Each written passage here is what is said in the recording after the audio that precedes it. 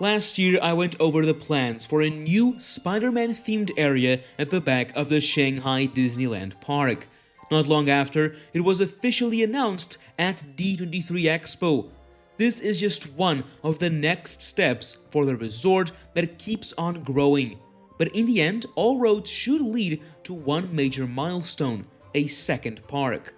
Since the early days of development, Disney was already thinking ahead and planning what the future would bring if their investment proved to be successful. And now, almost 10 years later, the resort is thriving like never before. With this in mind, today we'll go over what's currently happening in Shanghai, what will soon come, and see what we know about the second gate, with sprinkles of speculation regarding the overall master plan for the resort. So let's start with what is currently happening. Outside the park, the third hotel was announced a while back is well underway, but still under construction. These photos are several months old, and yet we can clearly see a lot of progress happening. The still unnamed deluxe Art Nouveau inspired hotel will add 400 more rooms to the resort, joining the original 2 hotels, Toy Story and Shanghai Disneyland Hotel. The hotel is just off to the side of the ladder, overlooking the Wishing Star Lake and the park on the other side of the water. Still speaking of hotels, just a few days ago, Disney announced a 4th hotel. This is the one we've been waiting for, right to the right of the entrance of the Shanghai Disneyland Park.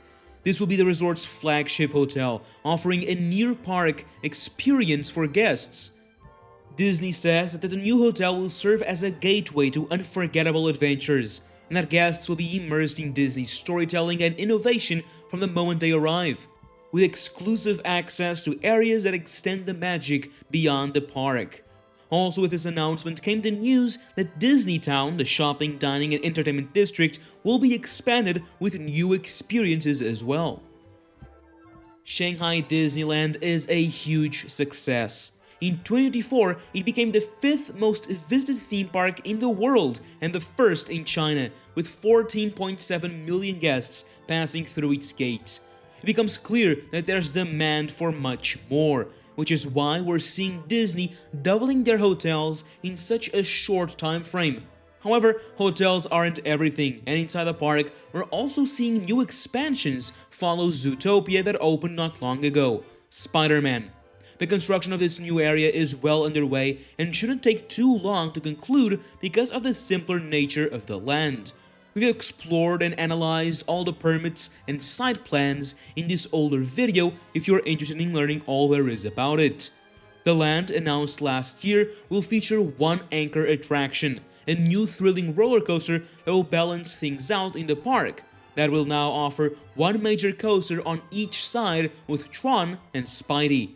This launch coaster will rely on fast speeds and sharp turns rather than huge drops, giving it a much more down-to-earth overall look and experience.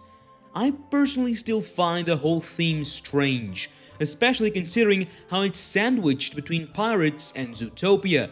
In my opinion, expanding Zootopia, even with the same roller coaster experience, would be a much better route, as that land is incredibly impressive but features only one ride. Theming this new side to a more tropical side of the Animal Ranch City would help with the lower costs, while also adding a better transition from Pirates to the city theme. Either way, I do think that there's a possible explanation for choosing such a large IP and not expand existing lands, and that has to do with what everyone is expecting, the second gate. We've known for several years about the original master plan for Shanghai Disneyland. This plan shows exactly that. We can see many hotels, expansions for the existing park, and even 2 other theme parks, with the second one having a design similar to Disney MGM Studios or Hollywood Studios, and the third more closely resembling Animal Kingdom. These are just placeholders, designs that exist only to give an idea of the possibilities rather than actually giving insight into what the parks will be like. However, we do know what the original plan for the second gate was, thanks to Bob Weiss's book Dream Chasing.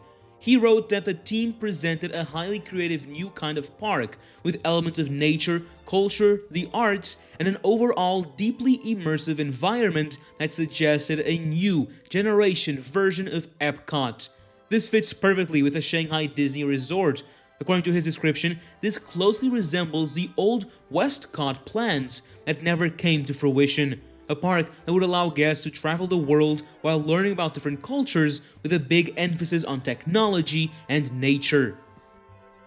As I said, I think that something like this would be the perfect addition to complement the already existing Castle Park, truly offering something very different on both gates.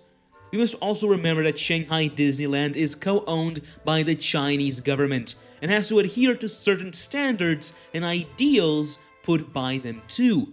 This would be a spectacular way to show innovation and culture, not only to guests and the Chinese population that visits the park, but also to the world through the Disney brand. Something that I believe would be most welcomed by both parties. Now, I said that using Spider-Man in the Castle Park could also be explained by this, and here's why. If the second park will be something at this scale, focusing so much on different cultures, innovation, and the arts, it leaves little room for Disney IPs, such as Marvel, Star Wars, and others. Of course, I do not think that this will be the same as opening day Epcot, and IPs would be included, perhaps in their own countries or regions. For example, Coco in Mexico, Ratatouille in France, or Peter Pan in the United Kingdom.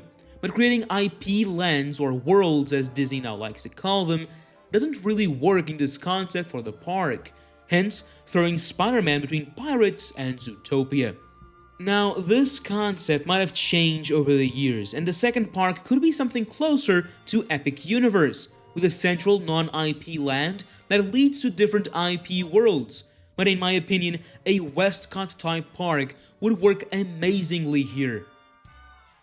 We're not here to just talk about what could eventually one day come to Shanghai Disney Resort, but to also analyze the latest developments, and there have been some incredibly interesting ones that point to a possible major expansion soon appearing. Earlier this year, the Lennox Reserve of the second gate of the resort saw a planning adjustment announced by the government. This effectively changed the designation of the land for commercial services, parking lots, and transportation hubs. There's also been an update to the way the layout appears. Currently built is a nature promenade that should one day evolve into a full-out road, connecting the north side of the resort to the right one.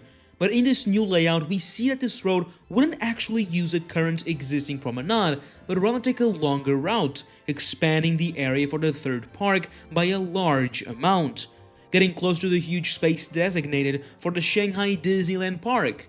This also gives us insight into other areas that have been updated as well, such as a plot of land above the Toy Story Value Hotel and below what will one day be the third gate, where new hotels are also expected if we once again look back to the master plan. So this could be the real start of major expansions soon coming to the resort. If all the space that's included in this new planning adjustment is filled up, I think we could see 3 to 4 new hotels, not counting the already announced ones, and, of course, a second park soon joining the lineup. This is still far from being a confirmed thing, but the cards are on the table, and we could see a second park being announced quite soon. This year, seemingly out of nowhere, the Walt Disney Company announced their newest park, to be built in Abu Dhabi, in collaboration with Miral, that owns Yas Island, where the Disney park will soon join the lineup of parks such as Warner Bros. World and SeaWorld. This deal, however, is very different from what Disney has in China with Shanghai. The Chinese park is co-owned by Disney, so they do foot the bills alongside the government. In Abu Dhabi, the deal closer resembles Tokyo Disneyland. Disney does not own nor operate the park, but will instead design it and license its name and properties to Miral, who operates and pays for the development and construction of everything. This to say that even with a new park rising from the sands of Abu Dhabi, it will have little effect on capital expenditure from Disney, so they won't have to worry about financing anything in Abu Dhabi, giving them much more room to maneuver when it comes to Shanghai. The second point that should be worth bringing up is that if two Disney parks go into development and construction at similar times, could they share R&D between them? We could see some attractions or even lands being shared between Abu Dhabi and Shanghai, which would reduce the cost of development for Disney, as Miral would pay for that. Just a thought I think is interesting to think about. The million-dollar question now is, when can we expect the park to be announced? Well, with recent developments in Disney seemingly very confident about Shanghai and the Chinese market, and rightfully so, I believe that we could be looking at an announcement sooner rather than later. The company will undergo very large changes in terms of its executive in the coming years, with Bob Iger's contract ending in December 2026. Shanghai was his creation from start to finish, so ending his very long tenure at Disney with the announcement of a second gate is something that I could absolutely see happening. On the other hand, it could be a sure way to start a new CEO's tenure, giving a good and easily successful first major project to whoever will follow Iger.